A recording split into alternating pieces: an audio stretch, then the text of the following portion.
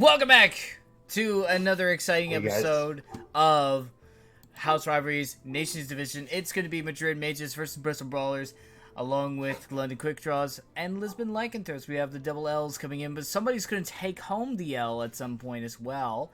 See, Bristol Brawler, the 2-0 undefeated, will be taken out by the 1-1 1-1. Oh, okay. Yeah, Madrid Mages are 1-1 currently. Hi, I'm Bemi. This is Fadlar. How are you? Hey Vemi, and I'm great. Really excited for the matches we have coming. It's the third round of the Switch stage. The locking 2 rounds.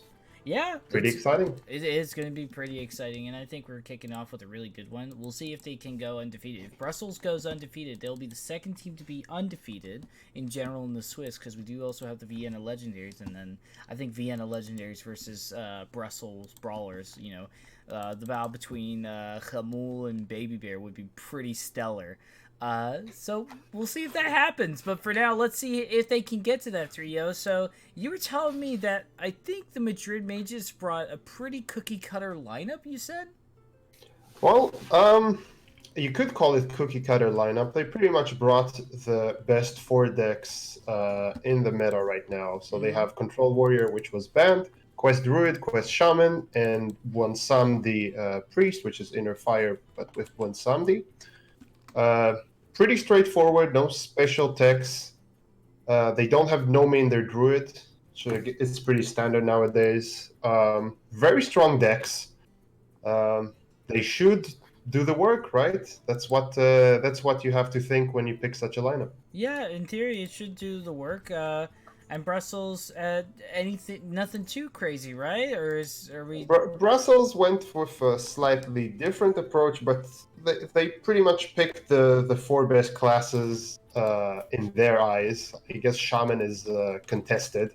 So they have Quest Druid, they have Control Warrior, they have Priest, which was banned, and they have Murloc Paladin, arguably the 4th or 5th best deck in the meta right now. So give and take, both teams pick the best 4 classes right now. Who do you think has a more favorable matchup, especially in a last tier standing format? Because I usually tend to go for the ones that have the more aggressive lineups, because that tends to be something that just sort of steamrolls right away. And if you bring more than one aggro, you kind of have that second chance at momentum.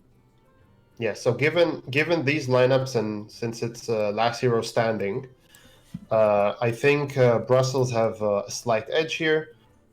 Just because of their Paladin choice here over the Shaman. The Paladin is good against the Druid, is good against the Quest Shaman, and is not too bad at all against the Priest. If it steamrolls, if it gets that lands on turn 3 or 4, it can really steal games. And they are indeed picking the Paladin as their first class because they understand that that's the deck that can swipe the best here. And they're sniping that Druid, which is an excellent matchup for the Paladin as well. Great start for Brussels here. Really strong start. On top of that, also, there's a lot of ways that, you can kind of, like you said, there's a lot of ways you can develop the board very quickly. And with the Paladin being such a low mana effective, or Murloc Paladin being such a low mana effective deck. Ooh, that mulligan was not rewarding, though. If you can start building up that momentum in some way, the Druid has a hard time at running it, especially the aggro Druid as well with the King Feoris, which I don't know if they're running that version. They are running Druid with King Feoris and Scenarios on top. They do not have Nomi. Okay. As all the Druids, they have Zephrys, so at some point that will be active. But yeah, this is a very awkward start from Brussels. They did not get Prismatic Lens. They did not get the busted Murlocs to start with. So Madrid Mages must feel pretty good in this bad matchup otherwise. Well, if they had Caster Vision, absolutely. And if they had Caster Vision, we would report them and disqualify them. But in reality, they can see what was played. They can see what was played. These are not Murlocs you want to play on turn 1 and 2. No, but you don't know what they also have up their sleeve as well. At some point, prismatic lens may come into play very, very soon. Prismatic lens should be coined here. Hello. Oh, it was. Oh my! It was. I can't. Foul. I can't. This is not what my heart can take. They can get the second one though. They can get the second one, which will bring them the other. Yeah. Okay. So next turn. Not bad. Yeah. So next turn, I don't think they have anything that costs more than 3. Anymore, because they drew Leroy and they drew True Silver Champion, which I think is a one-off. Let me just make sure it is indeed a one-off. No, it's a 2-off, so they can still... No, they can't draw a weapon. They have to draw a minion. So they're guaranteed to play a bunch of Murlocs next turn. Mayhaps. Oh my gosh! Okay. Yep, they're trading. They want to maximize the number of Murlocs on board. I like this a lot. Yeah, so they're pretty much good to go. Looks like everything's... I mean, I think you have to trade. Yeah, I think... You have to trade. Why do you have to trade the bees? Because if they have some sort of removal, then the bees can set up the board so the removal actually removes almost the entire board. So you're worried about a swipe, but you're more worried about Starfall. So you would trade this 2-1 just to protect a 2 HP minion or a 3 HP minion. Opting not to do so is a little bit risky because now the Starfall was drawn, and that's gonna punish Brussels here. Although not too hard, but it's still gonna punish them. Right. Okay. So only one Murloc is surviving here, right? It's gonna be a 2-1 Seer, I think is the name. Cold Light Seer. Well, they got to be careful because they do want to get the quest done at some point, and they don't have an innervate, so they're not really able to, you know, get it done. So I think they might actually just choose to not clear all the Murlocs, just so that way they can complete their quest, because that's their only shot, is to really be able to get the value of the quest with the Oasis Surgers and, you know, Cenarius and a bunch of other things, just to be able to go wide on board and match that kind of momentum with Paladins, what exactly they're looking for. Yeah, and that's definitely good, because now they can draw 2 extra Murlocs with the 3-1. Basically, the one thing that can punish Madrid here is maybe a second Seer that makes the board extra sticky. The likelihood of that happening is not that high, especially if you can draw 2 extra Murlocs. Brussels have to go in here. They do have Leroy, they do have True Silver Champion, which is 9 damage, even more damage if they get to attack the following turn. Yep. Again with the True Silver. Which looks like they will be able to, but we'll see how things go. Now you have 2 expensive Murlocs, a Leroy. Now the hand looks not as inviting as it once did with the field of Murlocs you have. So this is definitely... Ooh, that's active. That's active on turn 6. So you obviously go for the Hunter Hero Power if you possibly can. I would assume you play that first, just to see what hero power you get. You can't clear that 3-5 otherwise. You don't have any Murloc that can attack this turn, and you're not sending Leroy into this. No, and it's only 3 damage, so let's see what happens.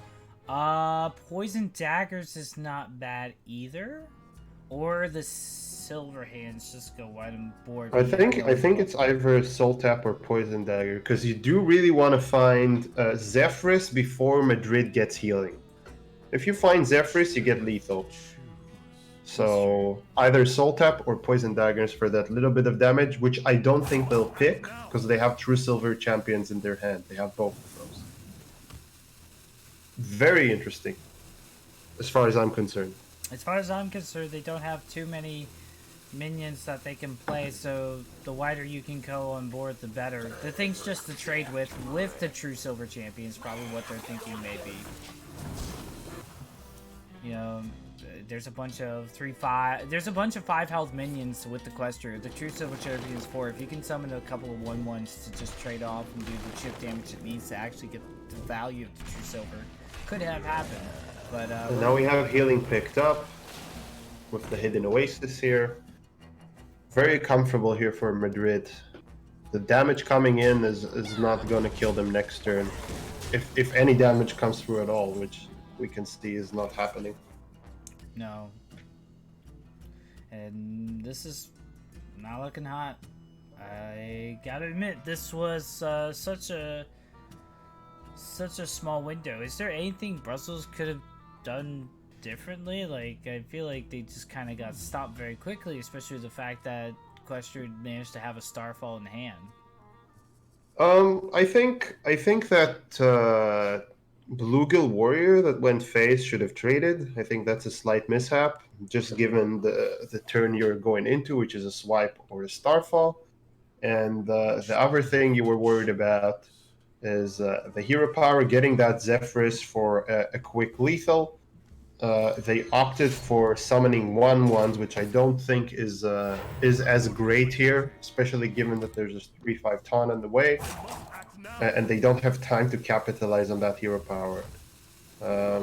But that hidden Oasis, I mean, even if they did draw Zephyrus earlier, I'm not sure they would have had the damage to actually kill them. Right? It's gonna take them to 23 HP. Yeah, I will. So, we'll see what happens here with Brussels. They do have next turn the ability to play another tip the scales. What are you? Is there anything you're hoping for with the tip the scales? If you're in this position. Well, we know they're going to get a second war leader. We know they're going to get a second Bluegill warrior because they haven't had any second copies of those in hand. So that's at least a 4/1 charge. Other than that, I don't think they're getting a lot of mercs. I'm pretty sure they're at the bottom of their deck. How many cards are there? Let's find out. 6. Yeah, that's gonna get them what? 3 Murlocs? Bluegill Warrior, War Leader. No Bluegill Warrior. That's pretty much game over. You need Zephyrus. They did not pick the right hero power to fish for it. So yeah, you're just gonna die next turn. There's nothing you can do here. Sometimes Quest Druid is just that strong. The quest druid had a really good curve. They completed the quest really early. They had swipe into Starfall. All of this is pretty amazing. Yeah, Mulligan wasn't kind for either Madrid. for the side of Brussels as well. They had a pretty okay hand starting out, and then they mulliganed away, and then they got something worse. Like, I understand why they mulliganed, but it was just not pretty. Yeah, and now Scenario seals the deal, swipes. Yeah. The Madrid mages take an unfavorable, although Brussels top deck that essential ends on turn 4 or 3. I think it was 3. Yeah, it was a pretty good top decks, but like, top decks only take you so far. You need to have a good hand to synergize with those top decks, because you really can't rely what's coming off the top, especially with the fact that they went from Prismatic to tip the scales, and then literally after that they had no gas whatsoever, because all they had was a very awkward hand that they couldn't play until like turn 5 or 6 because they were prioritizing the tip the scales. And you know, even whether they traded or not, again, there's just it's kind of hard to, I feel like, comparatively so to the Murloc Shaman, to be able to come back from such a defeating blow of a board clear. It's just hard, but you know, the past is the past. So like, what do you think Brussels is going to queue into next? Well, I think they have 2 choices. The first choice is the Druid, which is 50/50. It's pretty much identical lists, and the Warrior is a deck I think is favored against Druid.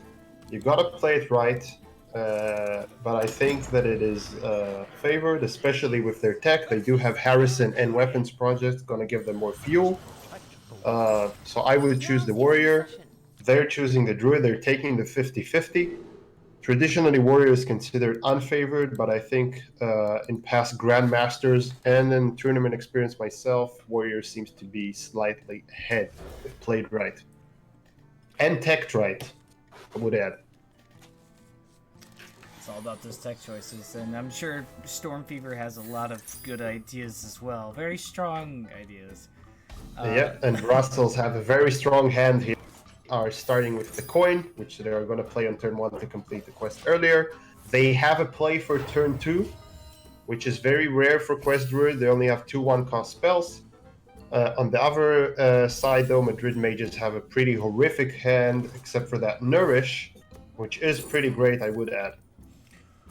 Ooh, these are all great options. What do you go You for always here? pick Lottie here. Yeah, I was Yeah. about to say. Lottie just seems great because of just how diverse the options are with Lottie comparatively so to the rest of them. Because you don't need a third Starfall and you don't need more draw power because the Nourishes in your hand should be enough, right? Should be more than enough to Nourishes. Although they can consider taking the Starfall if they're thinking about feeding the Phaoris with another costly spell. So that is could be a true. consideration. It is. Yeah, it is a very aggro lineup, but I think this is smart. Go for the earlier thought process of the gameplay, especially if you're trying to account for Great top deck here for Madrid. It's very huge.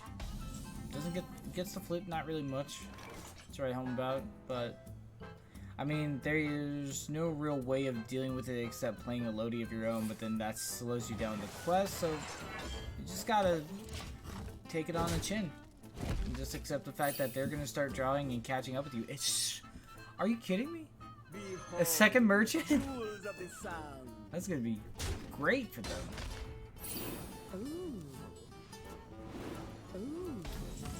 All the expensive cards, but it's gonna be fine because they have nourishes. I always get so nervous because somebody's gonna be aggro, but I think it's gonna be okay.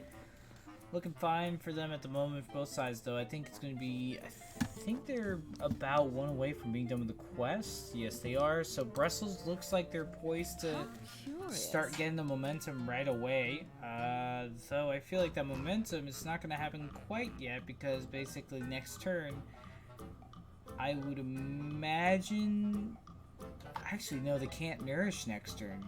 They don't I think they might just play War Druid Lottie as a stealth poisonous, and I'm not sure it's correct, but we have seen it happen before. They may just let these 1/4s exist on the board, just make all the turns for Madrid very awkward. Like there's no Nomi at the end of this deck, at the end of either deck, so letting them draw and draw.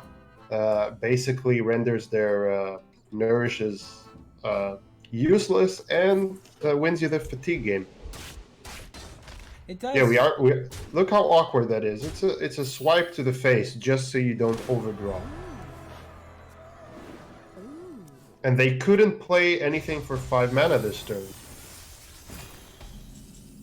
It's very unfortunate. So yeah, you just play.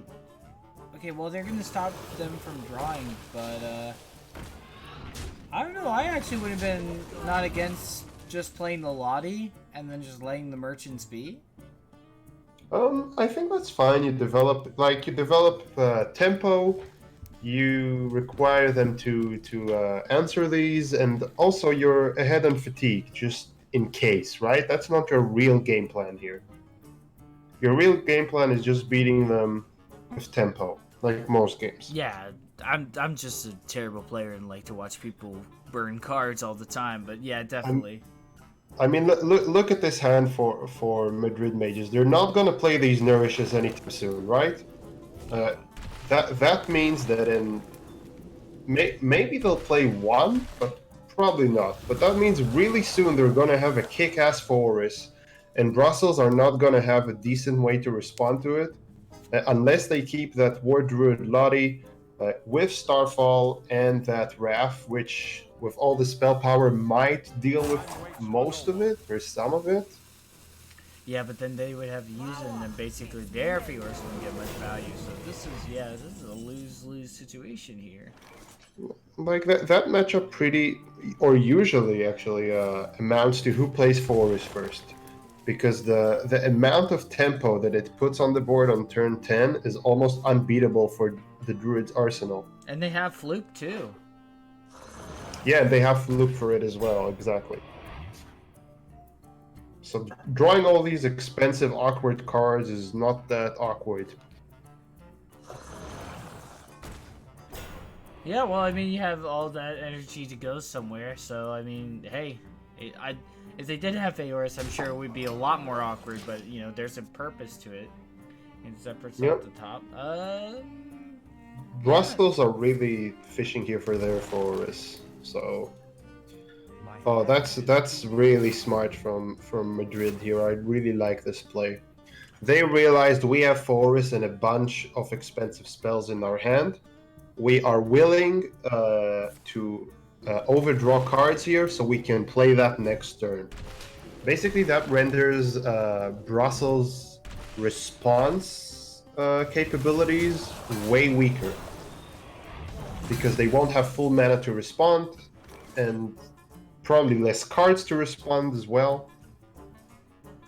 I really like this play for Madrid. Yeah, that's actually really smart. I didn't even think about that. Yeah, it would make sense that this would be a race for the Feoris. Obviously, this is like Equestrian. I thought the race. I thought the race was just to get tempo, but I mean, obviously, tempo would be Feoris if you got a white board full of nice stuff. I mean, but that's a big fat sign for Brussels that says we're gonna play Feoris next turn.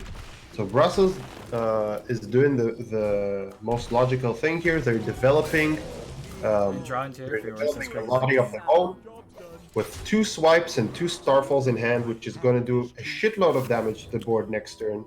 And it's probably going to respond to the forwards. Of course, you also have the poison. So that's such a beautiful spot here from Brussels. They realized Feoris was going to be played, and now they're going to respond to it beautifully with 2 removal spells. They're just probably thinking here, what is more useful, a swipe and a Starfall, 2 Starfalls, 2 swipes. And they're probably trying to keep that Lottie alive here in stealth so they can respond to the next forest that is going to come. Well, that's really, you're just getting that Starfall being rewarded for getting that Lottie earlier, so that's amazing. So things are going to look up and up. Look how beautiful that is. It's going to pick up the entire board.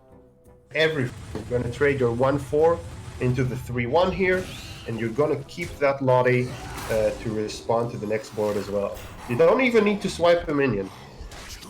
Yeah, it feels good to go to face and be able to clear the board. Yep.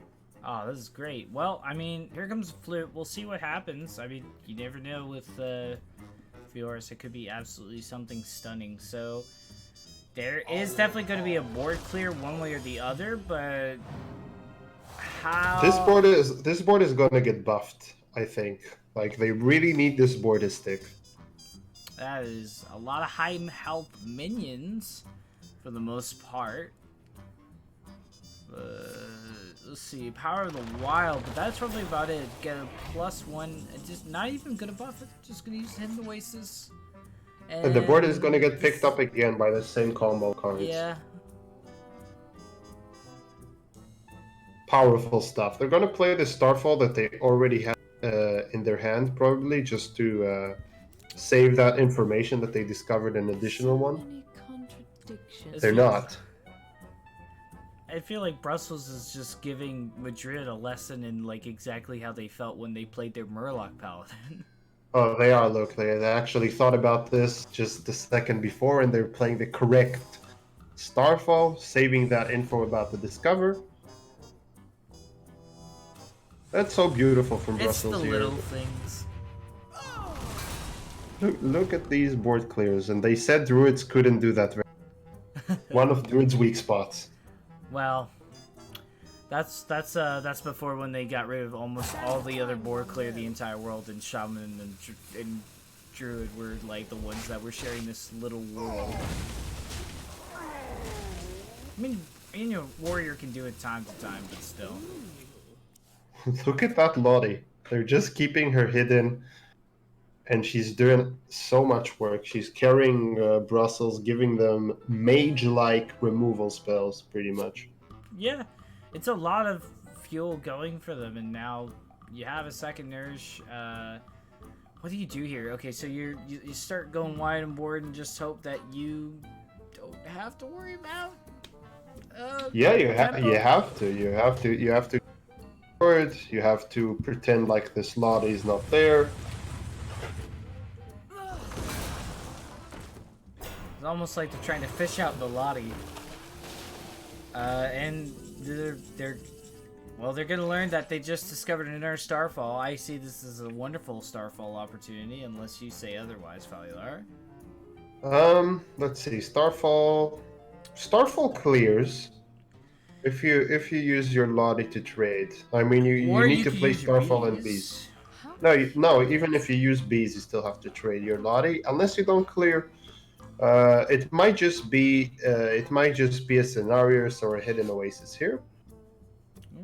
Nourish is also fine because it enables Starfall anyway, or the Hidden Oasis. Yeah. Oh, that's just better. That's pretty good. You're probably playing the Oasis Surger. Okay. You could play the Oasis spell, but Hidden Oasis. It's not as good. Hidden Oasis. Yeah, you're just trading, and you're trading the next one off into the 5/5. You keep your Lottie hidden. It's not gonna die to any AoE next turn, so you just prefer keeping her around. And maybe next turn you heal her to full. You could. You could and you would. That's more of the story. Well, I mean, it seems like this Lottie's not gonna die anytime soon. You just gotta swipe, but there's... Actually, correct me if I'm wrong, we've only seen one or no Starfalls right now coming in from the side of Madrid? No, we've seen one of those. They have played it the turn they played their Oasis Surgers. Okay. Yeah, so there's pretty just much been, last turn. Yeah, there's just really no board clear per se. Well, you could swipe the 5/2 and have this 5/5 and just play the Oasis, the Hidden Oasis here. But that's right. You don't want to play a 6/6 taunt into a poisonous minions. Playing Zephrys here, what would that give you? I have no idea. Some sort of removal. Tyrion. Yeah, I think Fire Elemental is decent. I think you take Fire Elemental, right? You take Fire Elemental or Flame Strike. I like Tyrion as well, just because it can produce a lot of things. Interesting. They're gonna so use Pine of the Wild. Oh, I like that. Yeah, I didn't see that. Nor did I. It's a great play. It makes a lot of sense. It allows you to go wide on board and keep alive. Oh boy! But speaking of going wide. No, you just clear the board here, and then Madrid mages aren't supposed to have anything too powerful, although they do have scenarios. That's a rough. That's not rough actually. I think what they're doing here is Starfall. They fully clear the board, and they play their Oasis Surgers. Seems fine to me. Yep. And then they play Scenarios next turn, or Feoris, and then they're pretty much good to go. Probably. Yeah, I think since they spent their last AoE spell, they're actually gonna trade off the Lottie into the 6/3 and just have two Oasis Surgers. They're not doing that. Okay. I think they want to keep the... If they're doing this, then I think they're keeping the board wide for Feoris. I think they're gonna buff though. I think what they want to do here is create a board that's strong enough to remove.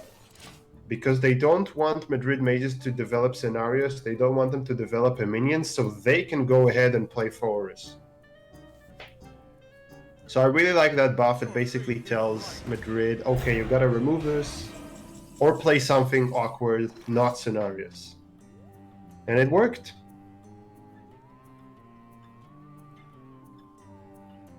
Zephrys is enticing, I would say, because you can then send all of this to the face with scenarios. Maybe. How curious. Oh yeah, you could actually play Innervate and then play Zephrys and Scenarios in the same turn. That would be wild. Which order do you play though? Do you play Zephrys you do the scenarios, and then you innervate Zephrys to get silence on Tyrion, because you can't play anything else, right? You can't play anything that costs mana with those to. Does Zephyrus ever give you anything that you can potentially use for the next turn? Yeah, Zephyrus can give you weapon removal. It can give you medicine. Might be just holding on to that Zephyrus to see if it can give it a Bloodlust. I would actually prefer playing Scenarios than Zephyrus for Silence. I think it should give you Silence.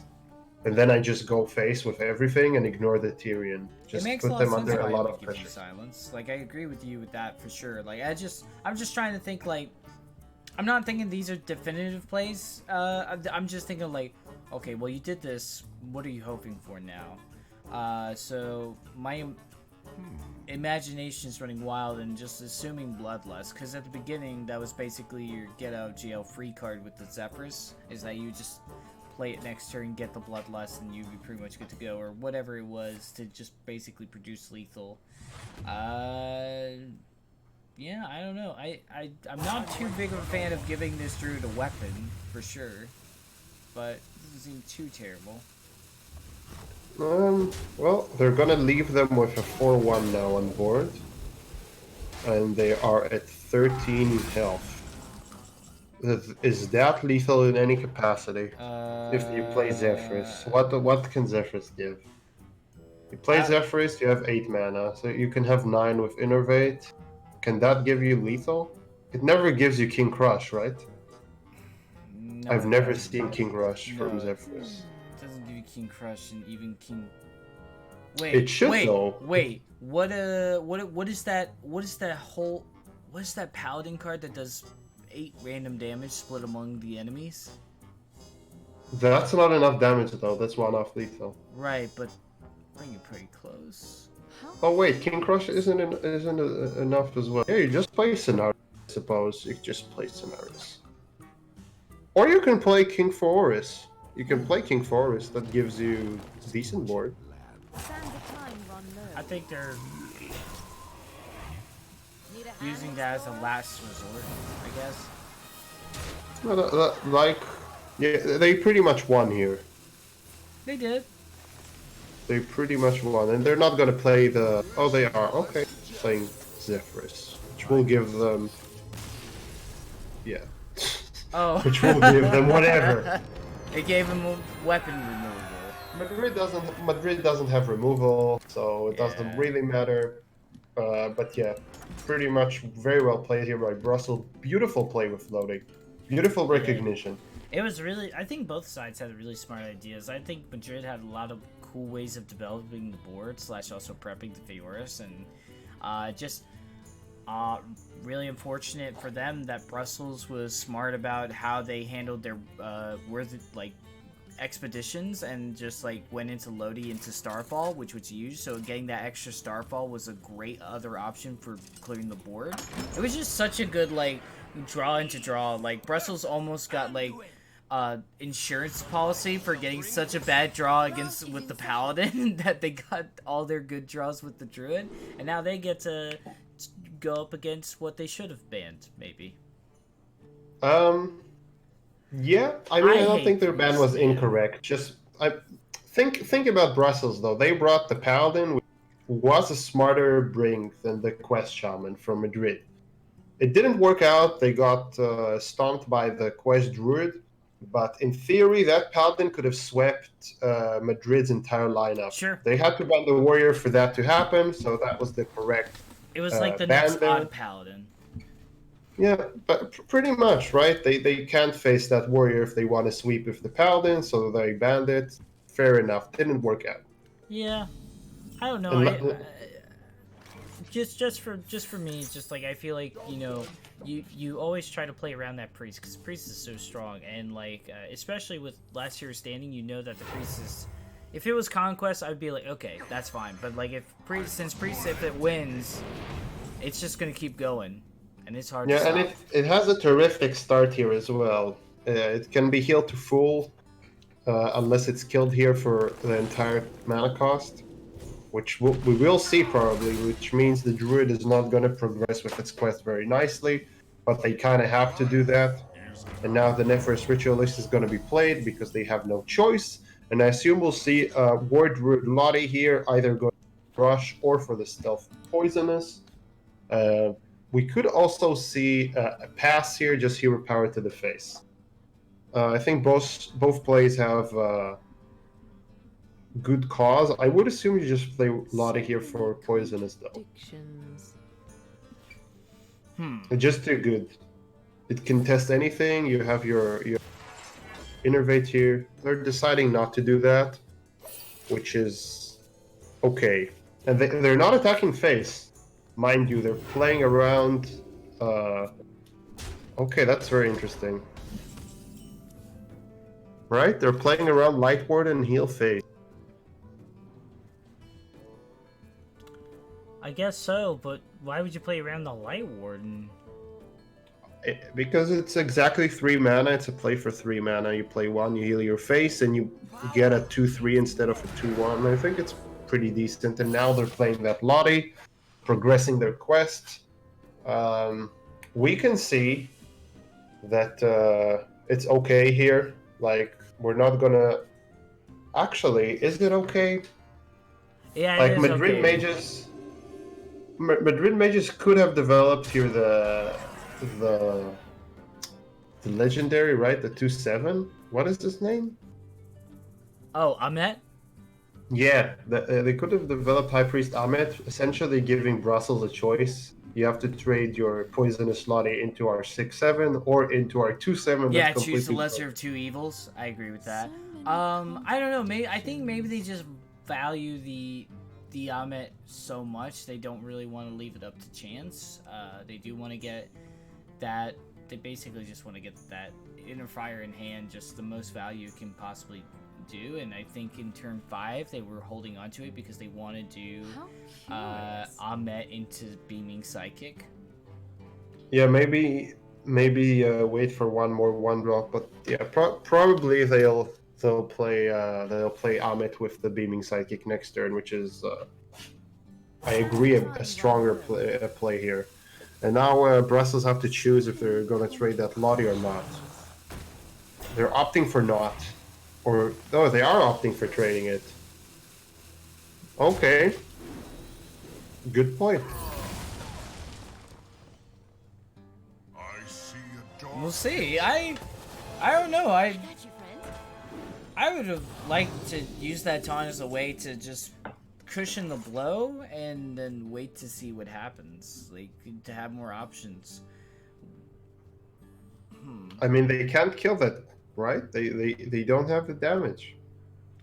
They don't have the mana, even if they don't want to complete the quest. They can Starfall, Hero Power trade. So what do you do? Pray. You I pray. guess you just go face and pass. Feels really bad, but what else are you gonna do here? Nothing. Honestly, again, I'm thinking back to the Lodi. How And I just feel like you curious. use that taunt to just give you more options. I for think they Lodi. shouldn't have attacked with Lottie last turn. That's what I'm saying. I'm thinking that.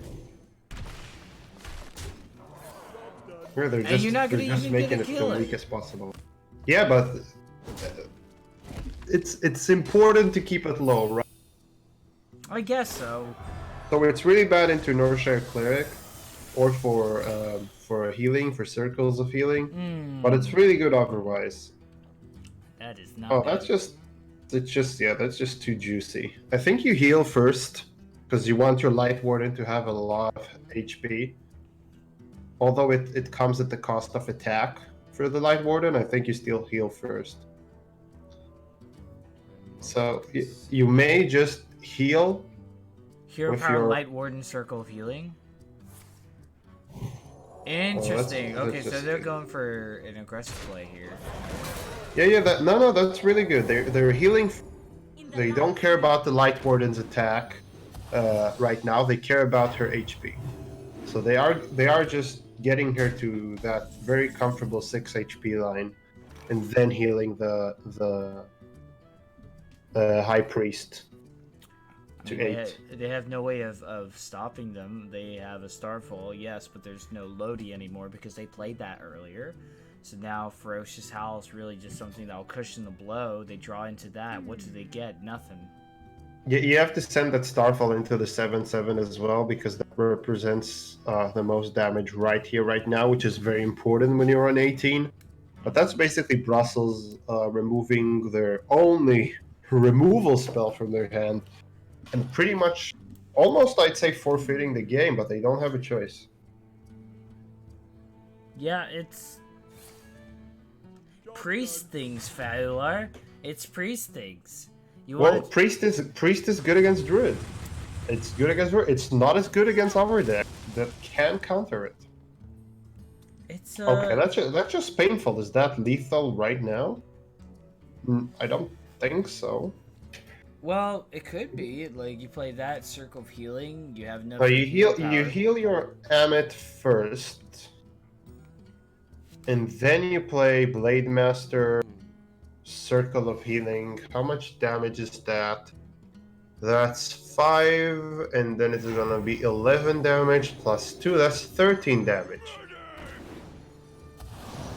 Well, that's more if you play the Pyro, but I don't think it's enough still. I think that's 15 damage. Oh, they're playing the Pyro after. Okay, so that's still 13. Worthy Expedition. Gets you. It gets you at nothing. I don't think there's anything you can do. Maybe get a Lottie? I don't know what they can do here. Nothing really helps. So you pick Raph, and what do you get? Ferocious Howl. You have one. Yeah, I know, but maybe a second one for more armor. You can't play 2. Fine, steal a mana. I don't know.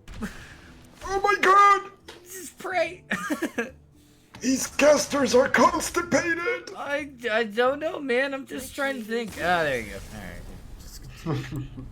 I'm just like, I don't know, dude. There's just not much you can say about the priest. You just sort of go like, alright, well, I guess I'll just... It's a very favorite matchup. The priest drew pretty well. The druid didn't draw Right. very well. I think they should have been slightly more greedy with Lottie, although that was a good play there. They did play their cards in the right succession. Yeah, I don't think I would have done anything. Priest just had the cards.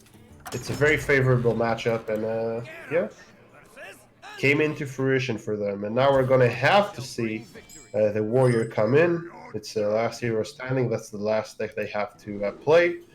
It is favored against Priest. I don't care what people say. People say that Priest is favored. It is not. You have to be a very good player, and Priest is a very tough deck to consistently beat Warriors.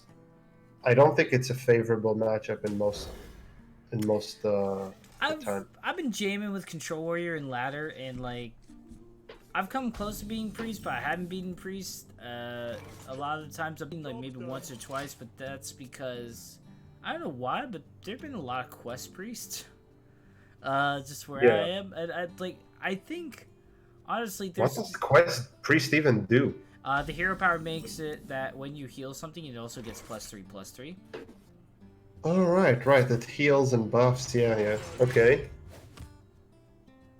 But let's talk about like an actual like this is combo priest, not quest priest. So Yes. this is something where I feel like this has a lot harder of a time because the options are less so for the priest to just basically your job as the warrior here, I feel like, is just to build up armor, survive. Look at that top deck. Got Blade Master. What did he do here with the Blade Master? I think you play Blade Master and then you coin Sidekick because you're really afraid of Restless Mummy clearing both your minions. Sure.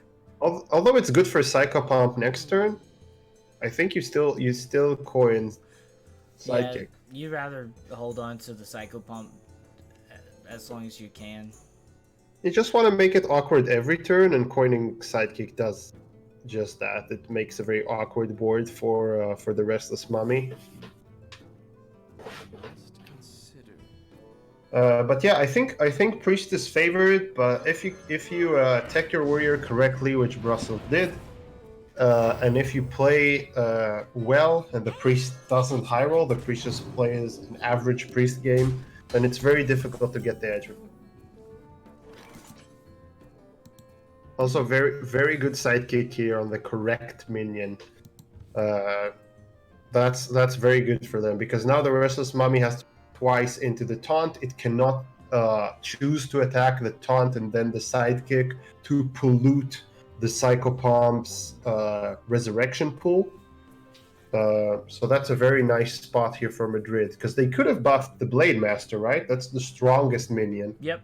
Maybe they want that to survive, but no, they realize that it survives anyway. The taunt and it doesn't pollute the potentially pollutes the Psychopomp's res pool. Yeah, on top of that, also, I like this because they need to buy as much time as they can, Valyar. They have literally no draw power. That's like, so you can talk about like how scary and big and powerful. Oh, you're forgetting. You're forgetting. They teched in a Harrison and 2 weapons. That's a lot of draw power potentially. I'm not talking about the warrior. I'm talking about the priest. What? Of course they have draw power. They are one zombie. I know, but they don't have it right now. Yes, that's something completely different. I'm talking about. Oh my god. I mean, I think you're right, but Madrid has to play not like they don't need to be very savvy with what they have. They just need to make sure, like savvy. Wow, that's a weird word. They have to play the most awkward board possible every single turn for Brussels. At least that's what they need to strive for. So they need to think right now, okay, next turn we can see Brawl, we can see Dinomatic. They have to play the best possible board against these 2 cards. So how do they do that? Probably play Psychopomp. And just go ahead and get it out of the way, like rip it off. That plays around Dinomatic, and it plays pretty nicely against.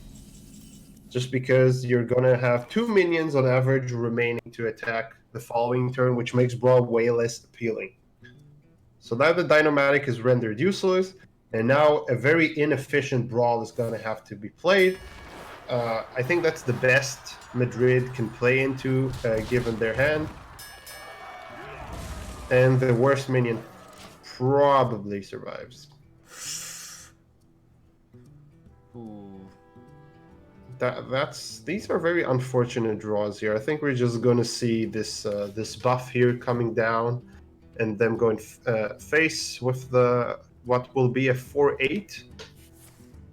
I don't think they're doing much more. Maybe develop one of the 2 drops, I guess. I mean, I'm not sure I like it because now every cast just make it easy for Brussels to deal with if they use their plague. It's true, but I mean, at the moment, it's just, I don't know. It's kind of like those moments where you just go like, well, I guess I'll develop because I'm winning the race and control of the board, but I have nothing else to do. And there's that draw power I was talking about. They don't have their Northshire clerics. I don't know if this one has Acolyte of Pain, but you mean their priest? If it has the Acolyte of Pain? Yes. It should not have Acolyte of Pain. I don't think it does. I'm looking. It does have one. Yeah.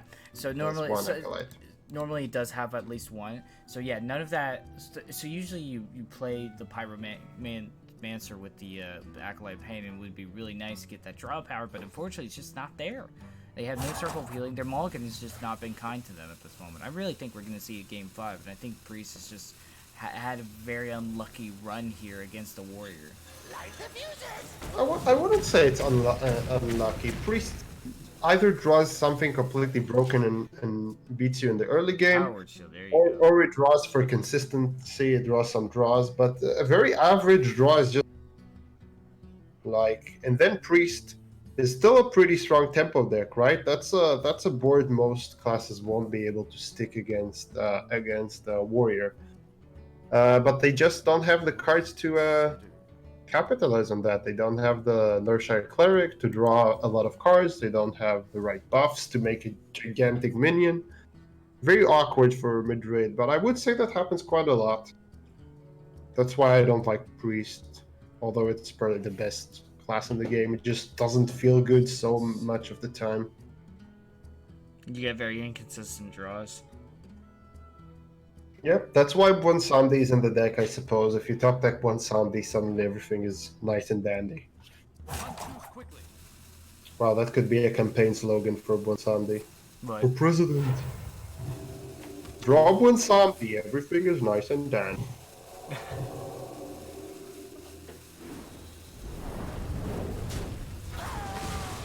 see here. Yep, just this engine Solvier is just still fighting and living, just eating their day. So it's gonna get Spellbreaker. Very beautiful top deck here from Brussels, which teched in all fairness, to silence just for these pesky priests. I like It it. is favored if it's teched correct. What did they tech it for? For priest. Right, no, I know, not, I'm sorry. What did they tech, like, what did they switch it out for? Oh, okay, so we have a couple things that we're talking about that. They went for more draws with the Harrison weapons project, and they swapped one copy of Omega Devastator, and they do only have one of Plague of Wrath and one Super Collider, so that's where the cuts happen. Also one Eternium Rover. Yeah. Okay. Yeah, a lot. Decent trade if you're expecting Priest. Yep. Which is what they're expecting. Heck yeah. If you're expecting the strongest class, you're doing something right. Yeah, but it's still Priest, right? They stick a minion on the board, right? If they had double Vine Spirit Inner Fire, then Brussels would be dead. That's true. If only they had Northshire Cleric for this. This would have been so nice. So now they're just like... And the second roll was drawn as well. I'm just thinking we'll see Warpath, Plague of Wrath, just to be sure. Yeah. I mean, yeah, I guess you just do that, because if they happen to have these cards, very seen the play from last turn, They would, then they still lose. they would need Amet desperately. But the Amet's already been used, so... I don't think even one Sandy saves them. Wait, Amit's been used? No, it hasn't. Was that last game? Am I crazy? Yeah, it was against the Druid, I'm pretty Oh, sure. my bad, yeah. Well, technically it was used, just not in this game. Thanks for saving me. You nailed it, bro. Thanks, man. And we also have Weapons Project, Shield Slam here to deal with minions here. It's a very powerful single target removal. I don't believe it spent here. Brussels can be pretty confident that Madrid doesn't have the right cards to suddenly burst them anymore. They would be right. It's so awkward. Look at these draws. These are all the wrong combo pieces. You honestly sound like a parent that's like trying to convince their kid there's no monster in their closet. He's like, see, Priest isn't so bad. You know, it could be inconsistent sometimes. Yeah, I mean, Warrior is far more consistent than Priest. Druid is far more consistent than Priest. Because Warrior and Druid don't rely on winning the early game, and Priest does. And so, if Priest doesn't get the right things to snowball in the early game, it just ends with a whiff, right? They need a very specific card to make it awkward in the mid game, which is Ahmed. It's one legendary out of 30 cards. And if they don't draw their draw engine, they're just gonna draw puzzle pieces that don't work on their own.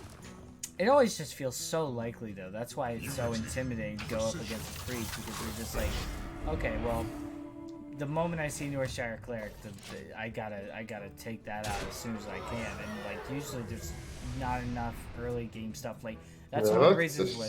That's gonna be concede probably. Yeah. Like Honestly, the only deck I've seen that's able to handle Priest in the early game that has like the nuts is like Zoolock, and that's roughly about it. Well, warriors can just deal with that probably fine, especially when you take a silence and when you take the rest of your deck for these priests, right? If you have late game options like the Spellbreaker, yeah. I mean, the problem with priest is that it has to win through the board. Once it loses the board, it can't get it back. It doesn't have rush, doesn't have charge, doesn't have removal spells. The moment the priest loses the board, it loses the game.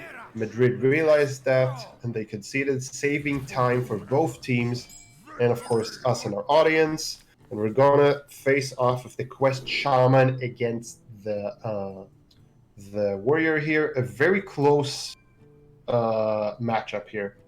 It can go either way. I'd say it's almost 50-50. Like, a lot of people would say the warrior is favored. I think it used to be favored until Shaman was honed.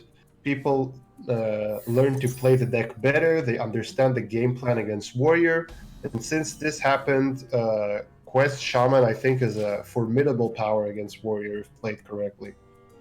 Yeah, definitely. I love playing Shaman against Warrior. Like, there's so many ways that Shaman can reproduce value in many ways. Either Battlecry, Quest Shaman, or just Control Shaman in general. Turning Rover pickup is pretty good. Just at least get that one thing on the board. That crazy hero power is just more Hagatha. And, like, Hagatha never used to beat Dr. Boom, because the difference was Hagatha is consistent, Dr. Boom is consistent. But now the Shaman has a consistent hero power that can actually outweigh Dr. Boom's hero power. And that's pretty much what they want to do here. They want to just play their game, never lose the board too much, and if they're not forced to play any vital tool early on, then they can use their Barista and they can use their Bog Sloshers for a lot more value and just overwhelm the warrior. Just have too much value for the warrior to deal with. Yep, lackeys are amazing like that. Yep, lackeys and other things, right? They can have a lot of smart if the shaman gets the right lackeys. Oh yeah, Cobalt Shamans are great. Literally, you just get like a fire, like double fireball or almost a pyroblast for 2 mana. Sometimes you can get almost 2 pyroblasts, right? If you double the battle cry of Barista and you get like what, 2 or 3 of these Cobalt lackeys in your hand, so much damage in one turn that warriors can't even armor up against it. And I'm talking about Dr. Boom's armor up, not about pesky minute amount of 2 armor, right? That's the regular hero power. That's nothing for Shaman. Yeah, you just summon one of your Cobalt lackeys. It's you.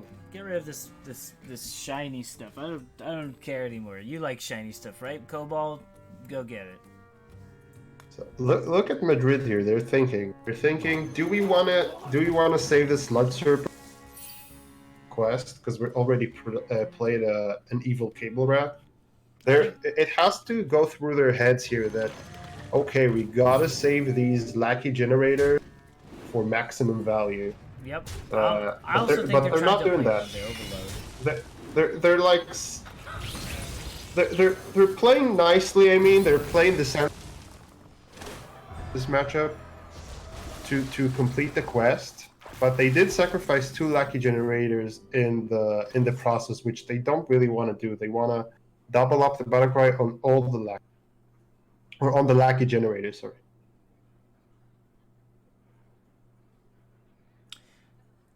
Well, I think that's okay though. I think also they were trying to like not do overload because now they can't barista next turn because of this. So just have to wait and see what they decide to do. Though, I mean, at the moment, I think, let's see.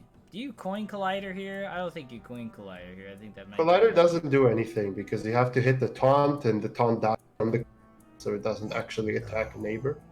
So I think you just play your Mega Devastator. Everything, yeah.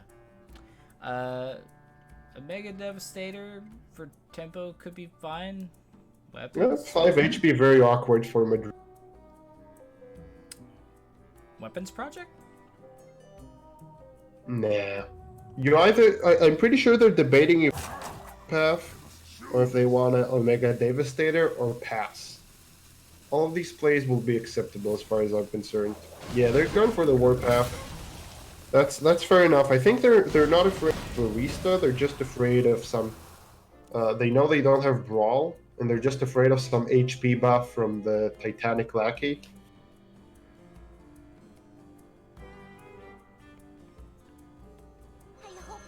Yeah, they're going for the Novice. They want to find value, and they want to find Lackey. Interesting that they played it when they couldn't hero power. I would assume you would want the most optimal amount of draws. I think more than draws, you want value that about drawing. Like if you can capitalize on that rat, then that's what you do.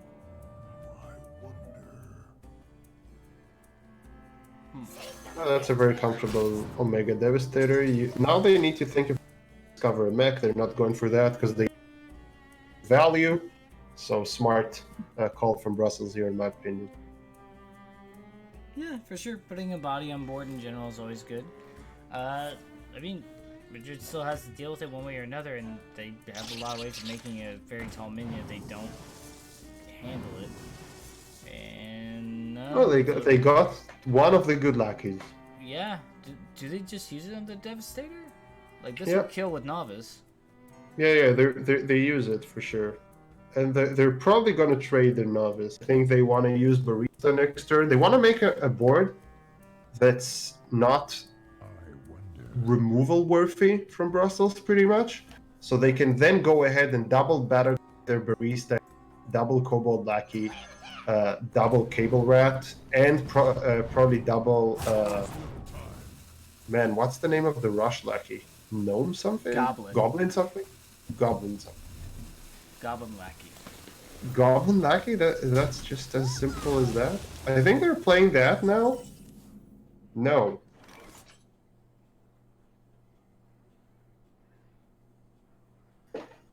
Maybe they don't want an extra copy of the Goblin in their hand? No. I think they just don't want Brussels to suspect that they want to do double Barista. But they have traded into the correct minion. Oh, that's such a good card for that 3-1. Do they actually play it? I think you start developing your kobolds, yeah. Or maybe not because you just see so much armor. I think. Well, okay, so you do. I think. What? You Earthshock, you double Battle Cry, and your Life Drinker because it plays into the curve. Yeah, that's okay. That's the best play, I think. Not amazing, but you know, obviously, if they didn't trade into this evil Cable Rat, then the play would have been easy. Just double Battle Cry Barista. Nice drop from Dr. Boom as well, so this is really good. So they can just coin this next turn and start generating a lot of... I think we're going to see coin Tomb Raiders here. Tomb Raiders? Oh my god, my name... Tomb Warden. Tomb Warden, Tomb Raider. What is a Tomb Raider? It's a movie series? Yeah. Lara Croft. Yeah. Movie series? Game series. Wait. Both. I guess it's so. a complete franchise. It is like were the movies good? I don't know. Okay, I didn't actively watch the movies either. Were the movies good? Hashtag feminism.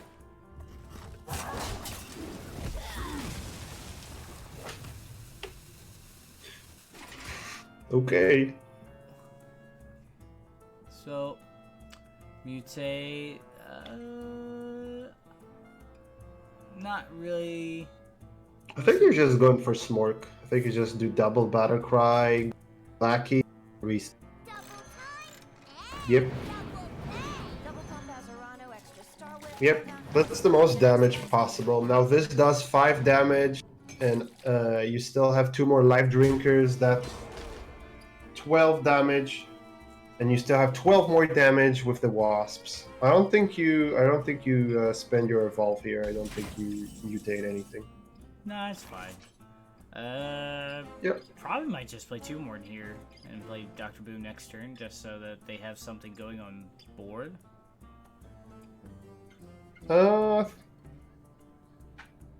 I think you play 2 more then, yeah. Which one do you Yeah. play? I guess you played the one you top deck. No, you play the one you already had, Okay. I think. I mean, it's not a massive difference, but that kind of tells them, okay, they probably don't have the second copy. Suppose so.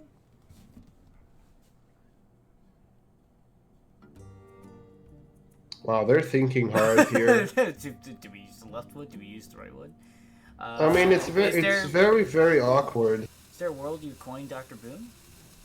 Yeah, that could be the play. I mean, you either coin Dr. Boom or you play 2 more. And I think you just coin Dr. Boom, maybe. Yeah, I mean, you're not at risk of dying here, and then 2 more board clears. They can set up a better board for your weapon as well. Delivery drone. Oh my god, this top deck is so good. Wait, how much damage is that? So we double Battlecry and we play 2 of these wasps. That's 12 damage plus Goblin Lackey, which is 2 more damage. So we have 12 plus 9 plus 12 plus 10 plus 2. 12 plus 12. We have 24 damage here. That's a lot of damage. And then we have 12 damage next turn. I think they just go for that. Yeah. Yeah, That sets start up knocking lethal. at their door. Yeah. And that totally ignores any cons that are presented by Brussels. Yeah, and the only downside, which is that Brussels know that they have 2 life drinkers in hand. It's not like they don't know this. Right. But yeah, they got a heal and they got to clear the board. So I would assume we will see. Oh my god! I think we have to see the town crier here. Do we? I mean, I feel like we have Dr. Boom now, so we can play 2 more and And Make your what? You rush. die. You have to heal. You need to get Ziliax. I mean, because you can't play 2 Warden with the weapons project, right? The weapons project heals you for 6, which is really 4 because they can attack with 2 damage next turn. I think you gotta go for Ziliax here. is Ziliax And you enough may- healing? You go for Ziliax and the weapons project. Well, okay, so here's the thing though. If they do Town Crier, there's a chance for the Restless Mummy.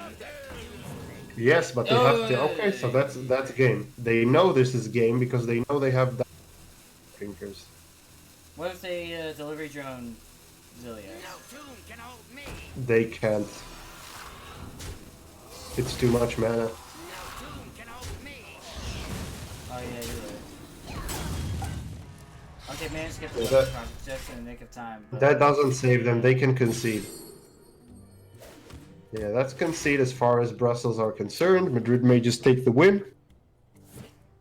And Brussels are not going to be undefeated anymore. They're going to be 2-1 and tied with Madrid. Which basically means we only have 1 undefeated. These are Helsinki. The Helsinki team? No, Vienna. Vienna undefeated. Okay. Vienna are the undefeated team, and good job. Really? Wait, I see. It's Helsinki Masterminds. They are undefeated. I thought it was Vienna. Vienna are second. It's 2-1. Ah. I was correct. You know my event better than I do, so I will trust you in this. Wow. Okay. Well, I mean, honestly, that was a good series overall. Madrid taking that out, just barely clutching it. Unfortunately, it didn't seem like the draws were with them today on the side of Brussels, just not getting what they needed. It was literally we kept talking about how like they were either going to draw into what they need or they were just dead. It felt like that was the conversation. I think this particular game, they had a pretty decent hand. They drew right cards. They played well. I think it was not about Brussels the right cards. It was mostly about Madrid having insane amounts of damage. They had both wasps. They had both life drinkers, and then they made two more life drinkers from Double Battle Cry Barista. They drew all their lucky generators. I think absolutely nuts. Yeah, it was amazing, and you know what? Good job to them, and they did play very, very well. I do think there was also just some series of unfortunate draws as well. We just kept, I don't know. I knew we kept saying that like, oh, it would be Ziliax, it would be great, but yeah, it was just some precarious situations, and like I'm thinking back, there's a couple of times where I feel like if they allowed themselves some breathing room, they would have provided themselves more options. Like I'm thinking back to that Lodi turn where they decided to trade. I don't know what they traded into with the Quest Druid. Like it's They not. traded into a buff 6/7, I think it was. Yeah, I think, Tolvir healer or something. yeah, but if they just played the defender and then they just kind of let it be for a second, they would have had more options. They might have gone for that Ahmet, and that Ahmet would have maybe slowed down. Taking out that Ahmet early might have slowed down things a little bit. I think they don't have much choice though as the druid if we're talking particular match. There's an enormous minion on board. You have to clear it, and you have to hope they're not going to be able to put another huge minion the following turn because that's not very common. I mean, we've seen Priest really draw poorly against Warrior, but that's pretty average. They draw poorly pretty averagely. It's very rare for them to actually present such massive threats turn after turn. I think they just played the way they had to. I think they had a really good understanding of the matchups. So I don't have any complaints for Brussels. I think it just was very unfortunate with the Paladin. It could have swept Madrid's entire lineup. It didn't happen. Yeah. And it was just ping pong. Last hero standing ping pong. This deck beats that. The other one beats that. Madrid came on top. Pretty much, and good stuff to Brussels. They definitely tried their best, and I mean, they still have a positive record. So hey, I mean, nothing to be ashamed of, and also it's still a good series. So like, they managed to get to Game 5, which means that their win rates are going to be calculated a little more positively. So the longer you last, the better you stand. So. Speaking of stand, I'm going to take a moment to stand up and grab a snack in between breaks because we have one other series coming up soon. It's going to be the London Quick Draw versus Lisbon Lycanthropes. Don't go anywhere. We'll be right back after no messages but a beautiful loop. See you soon, guys.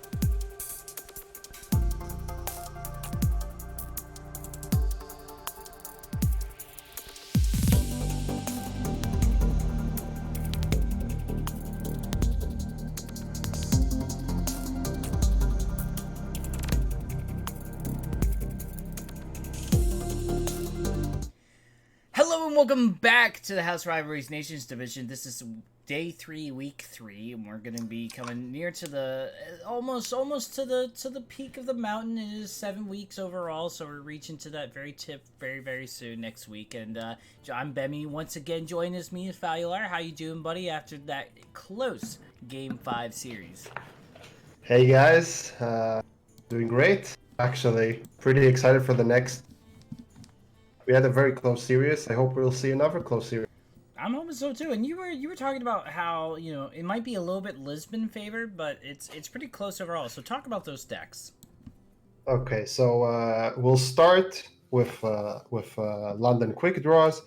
They brought Priest and Control Warrior, and then they have two very interesting choices. They have Merlin Shaman, arguably the best deck on ladder, but I never see that in tournaments. And the second deck is Aggro Rogue. I think it's not a good fit in the meta right now. Very interesting choice as well. They're getting their Priest banned, and they're going to face this spawn with Control Warrior that gets banned, obviously, because they have such an aggressive lineup there in London. They're going to face this spawn's Quest Druid. It's not a regular Quest Druid, though. It's an Analogous Druid, which makes it more favored against decks like Warrior, but probably not as good against aggro. And then they have OTK Paladin and Zoo Warlock. I think that's a very original set of decks from both players. I think Lisbon are coming on top, though, just because Rogue beats Paladin, but is not very good against the other two decks. Murloc Shaman beats Druid, but again is not very good against the other two decks. And I think we're going to see London queuing Warrior first, just because we can sweep. From the other side, we're going to see Lisbon's Druid. That's my prediction. I think those are all very sound predictions. Why?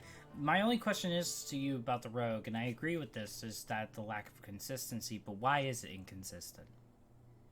Well, I think the more aggressive you go with Rogue, the less powerful it is in terms of securing the board. And when you're facing decks like Zoo Warlock or Druid, you're going to have a very hard time killing your opponent if you don't have the board secured for at least a couple of turns. So traditionally, it is very bad against Quest Druid. It can't produce enough tempo before the Druid gets the removal and healing. And it's not very good against Zoo Warlock as it used to be, because it's less board-centric, it's more face-oriented, which is not good if you're playing against Zoo, because Zoo is very board-centric. It's going to get the board from you, and it's going to kill you before it kills itself.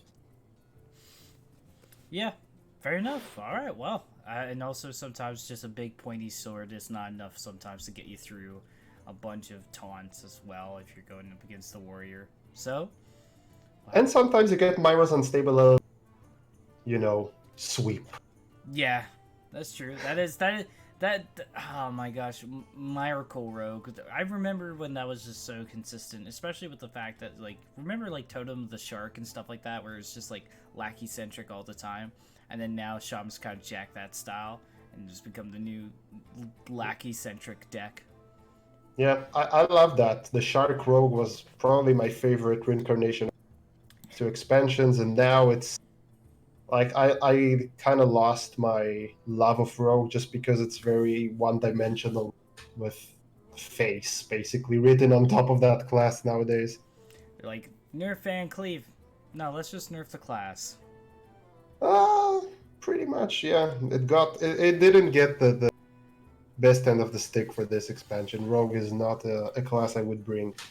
Actually, I would bring it, but not in this winter. Well, we'll see how it does competitively, though. Definitely not for the faint of heart and ladder, but we'll see what happens here.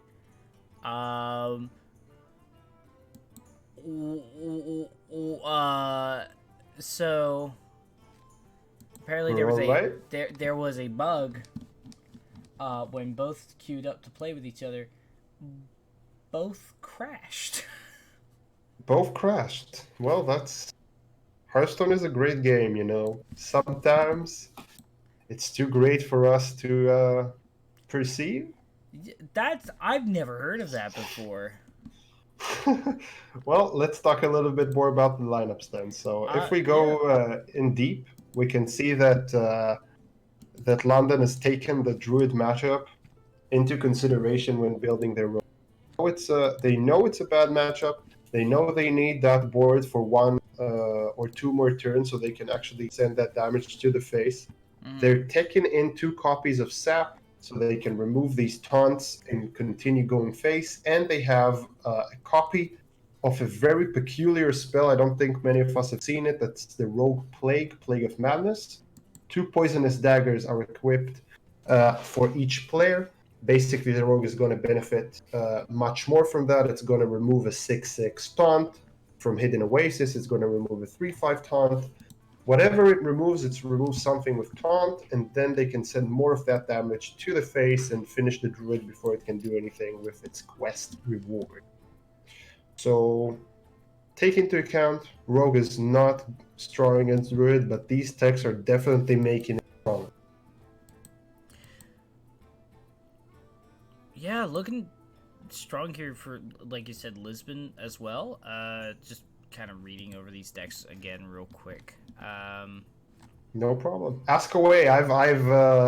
Oh yes, I know you're the fountain of knowledge. I mean, honestly, your experience is just so much. I'm honestly fun. Here's a pro tip for you guys. If you have the option to not cast and do protection at the same time, I recommend not doing it, but definitely something that is fun and good to test yourself out with. Also, I think we got a higher res version of the deck for Lisbon, so I'm gonna go ahead and give that to my friend Valular as well, so that way he can have an easier time reading this stuff. Because I'm very impressed that you probably magnified this like 500 times. Yes. So yeah, so here's a better version of it. Just to look at it a little bit more. I'm loving that. Okay, so I have a question for you. I'm curious about this. So the Bomb Warrior's happening. Why do you think they're choosing to go Bomb Warrior as opposed to Control Warrior, where Bomb Warrior is kind of it's a lot more aggressive than the Control?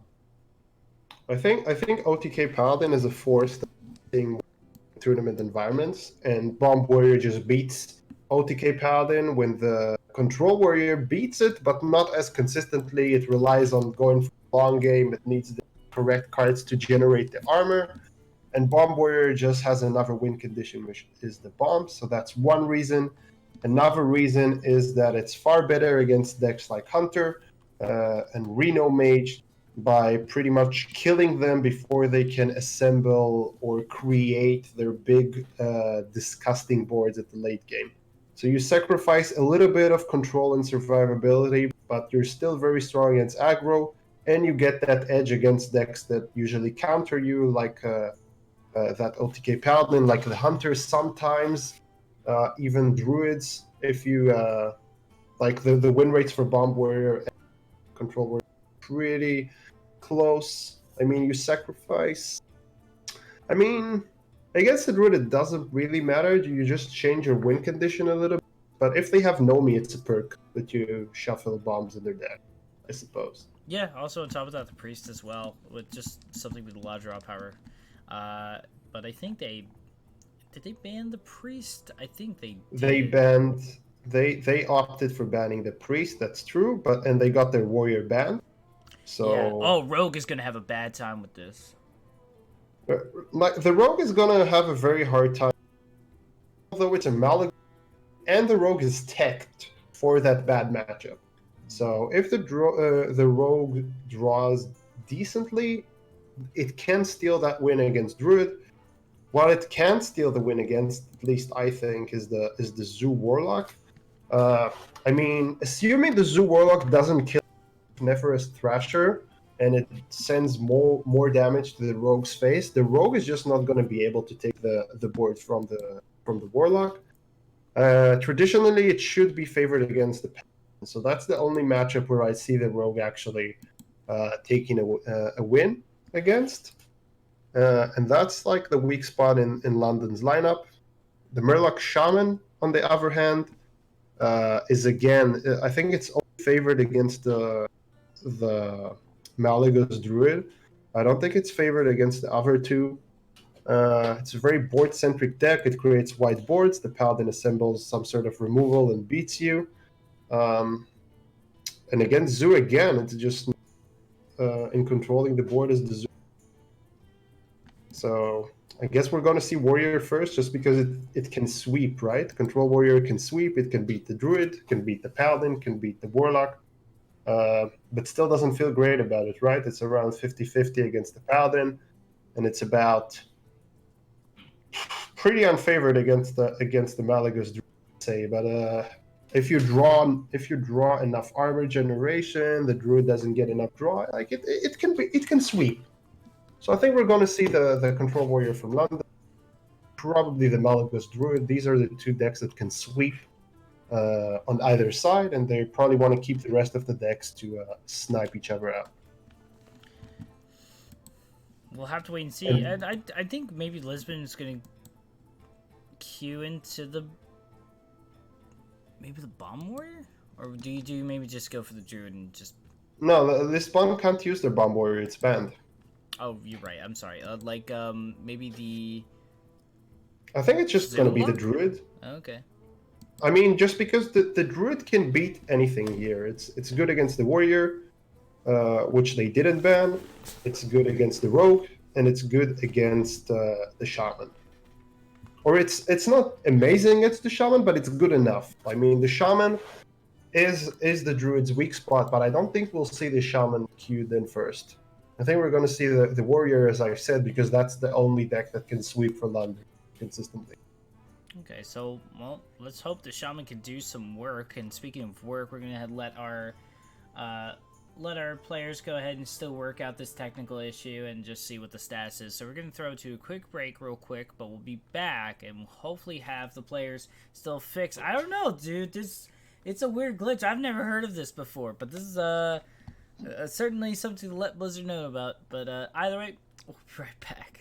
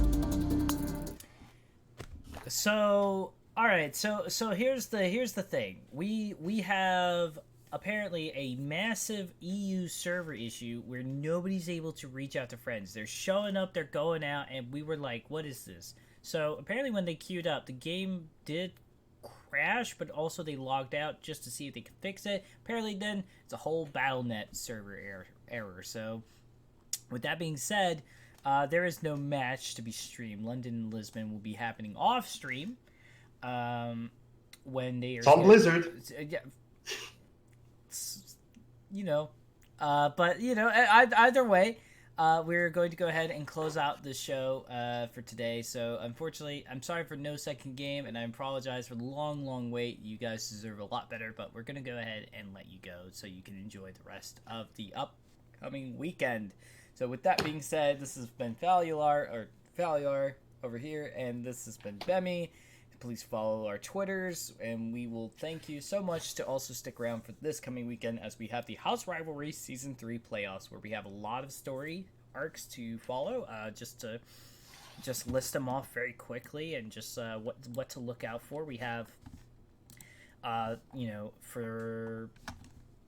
I just want to talk about this because I'm super hyped about it, and we won't get a lot of chances to talk about it. It's basically, Me too.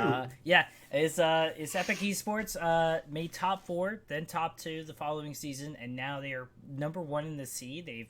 They've basically knocked Nordovan back to 4th place, which is they're super hungry and they're super angry, and it's pretty much been the same roster. They've only added on, so they have Aveline now, they have Xananan. So this is like Which really is kicking butt right now. Oh my god, Xananan is doing great. He's playing in Battle Rift, right? He made the Battle Rift LAN finals. He did. I've seen him on stream. He's in top 4 right now. So good for him. Nordovan, returning champs. Switgoy Gaming never made it past Swiss. All of a sudden becomes the number 2 team or number 3 team in the entire ladder. So that's really impressive.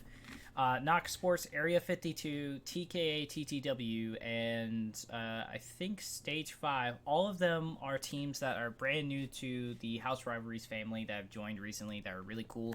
For the win, coming back into the playoffs once again, came very close last season, didn't make it. Didn't even make it to the tiebreakers, but looking really good. Seven Force Club was kind of the same story as well, so now they're facing up against each other, which is going to be interesting to see. Who comes from the bottom all the way to the top and makes it to the top 8. Attack Mode's also one of the reigning North American champs. Yeah, that's your team right there. Hello, Falular. He's Hey, guys. And then that's going to be very exciting to see Gamers Origin, who Gamer Origin has consistently made playoffs every season. So that's gonna Us too. Yeah, Us too. You have. Don't forget. I mean, I won't forget. It's just like the NA. It's like it was the NA division, so I was not surprised that you won that because. Hey, we made quarterfinals in the EU one as well. That is last true. season. You made top 8 actually, which is like quarterfinals, right? Yeah, exactly. Yeah, I'm sorry, with the top 12 thing, it's like there's a quarterfinals and then a second quarterfinals, so it's kind of like throws me off sometime.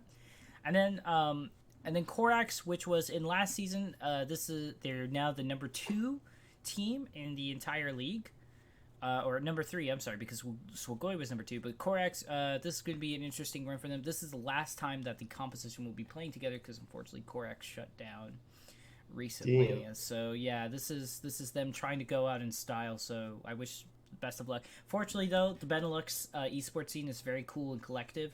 So all the communities that are connected they're already talking to other teams like Sector 1 and Ice Wolves and a bunch of other teams as well. So this is really cool to see them just like trying to help out and support in other ways. But yeah, we're super excited all about those stories. So stick around if you want to see that exclamation point bracket if you want to see what the top 12 playoff looks like for House Rivalry Season 3. But until then, you're going to have to just see a black screen because we're going to go offline now because we're just done for today. So from there, Bemi and Falular have been your hosts for today. Thank you so much, Falular, once again, for being a wonderful caster, as always, and a wonderful smile like that. And then we are going to head out now. So see you guys later. See you guys. Thanks, Bemi. Thanks, everybody.